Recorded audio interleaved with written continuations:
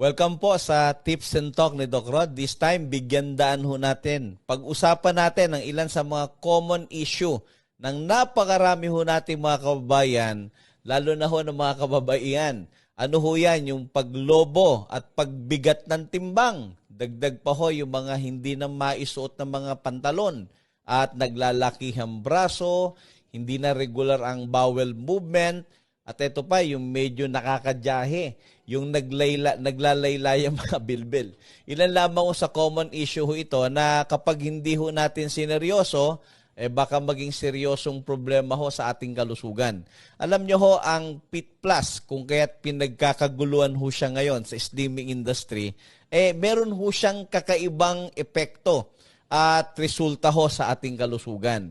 Nagtataglay po siya ng tinatawag na Garcinia Cambogia, Green Coffee Bean at L-Carnitine na base ho sa mga clinical facts or clinical study, mahusay po itong sumusunog ng ating taba, nagpapababa ho ng kolesterol, and at the same time, sinusunog ho nito yung mga visceral fats na naglalaylayan ho sa ating tiyan. At syempre, meron siyang collagen. Ang collagen ho for forever younger looking. Sa makinis at mukhang bata, perfect ho para sa inyo to.